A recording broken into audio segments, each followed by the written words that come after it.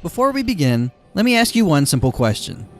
Have you played and enjoyed any of the previous Souls games? If the answer is yes, turn this video off now and go play Bloodborne. If you answered no, or you're still unconvinced, continue on.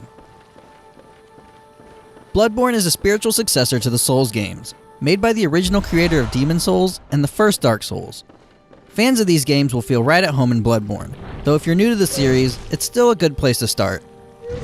That said, there are some significant changes, especially in combat, that differs from the Souls series.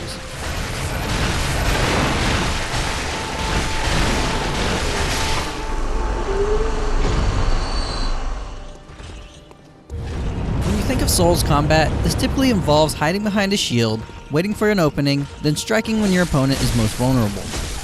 In Bloodborne, this is no longer the case. Equipped with a transforming weapon in one hand and a firearm in the other, this game is all about the offense. Your trick weapons, as they're called, come in many varieties to suit almost anyone's playstyle.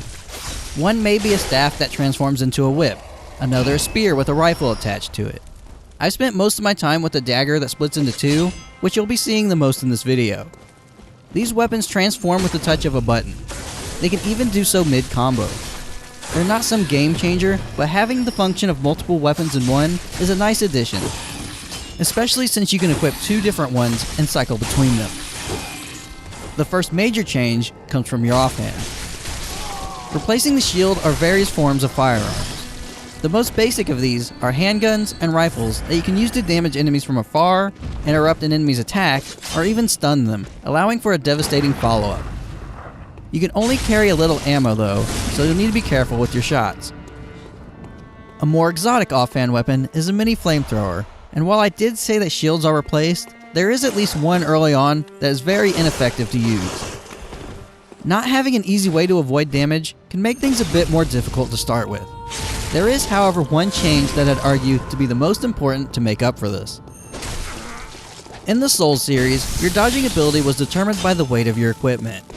As equip load is gone in Bloodborne, everyone has the same movement options.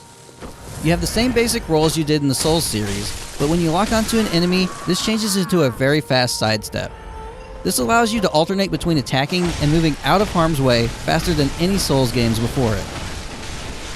Typically when a boss would use a chain of attacks, you'd wait for them all to end before going in. Now you can dodge and attack after each swing. There's nothing more satisfying than weaving in and out of your enemy's attacks while chipping away at their health. You will of course mistime your dodges and take damage. In Bloodborne, when you take health damage, you have a chance to recover some of it back if you act quickly. Your health bar will change color, indicating how much damage you took, but if you retaliate and attack the enemy back, you'll start to recover it. This helps to keep the player in the action, always fighting. There are of course other ways to recover. You have a limited number of healing potions that you can carry, and once you're out, you'll have to go find more. They don't regenerate like the Estus Flask did in Dark Souls.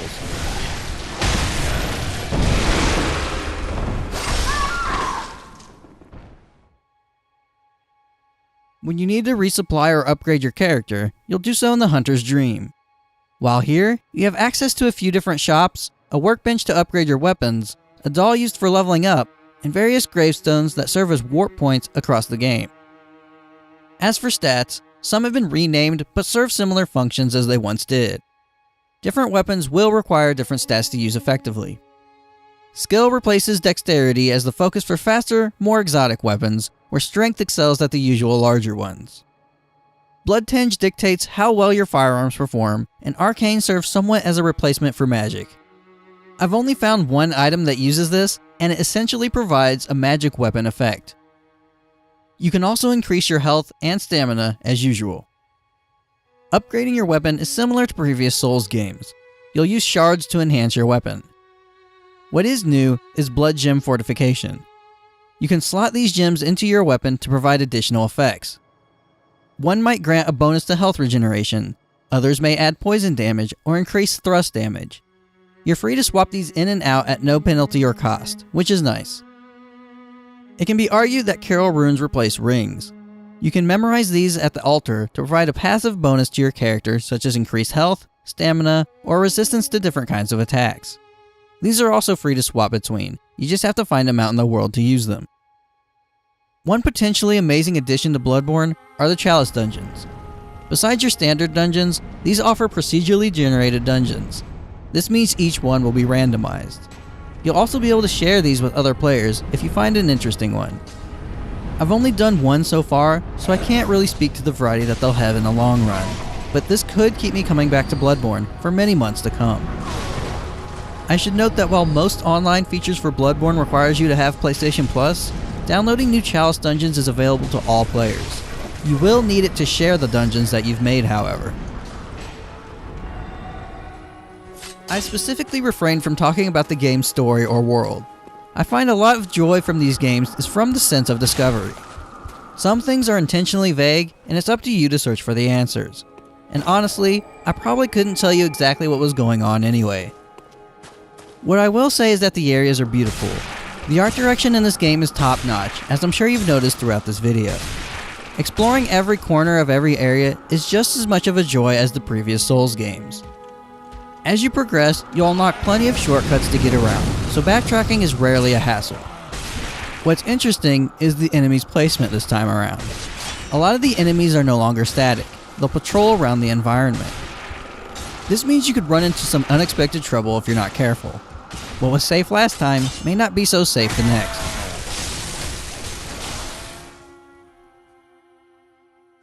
There's nothing quite like the thrill of taking down a tough boss in the Souls series. I prefer not to show too many of them, but I think that a lot of them are well designed. Something I noticed while fighting a few of them was how they behaved differently as they lost health. Maybe I just didn't notice it as often, but in previous Souls games, the boss would keep a constant difficulty whether they were at full health or almost dead. Here, bosses get progressively harder, or at least change in some respect as the fight goes on, providing an almost guaranteed intense finish. This can feel a bit cheap in some respects, you just have to learn what to expect. As I wrap up, there are a few things I should mention. There is PvP and co-op if that's what you're into. I can't comment on balance or enemy scaling during these, and I doubt anyone can for at least a couple more months. The biggest issue with Bloodborne at the moment are the long loading times. Digital Foundry over at Eurogamer did an analysis on Bloodborne's performance, which I'll link in the description below this video if you want to check it out. Most of the loading will take around 40 seconds. This is a big issue when you're playing a game where you'll die a lot. Sony has stated that they're working on a patch to improve this, so there is hope. There is also an issue with the frame pacing, which while the game holds at 30 FPS most of the time, it can feel a bit sluggish because of the pacing issues. Hopefully this gets patched as well. Don't let these technical issues prevent you from playing Bloodborne though. FromSoftware has really outdone themselves this time. Is it better than Dark Souls or Demon Souls? It's impossible to say at this time. It is, however, worthy of standing next to them.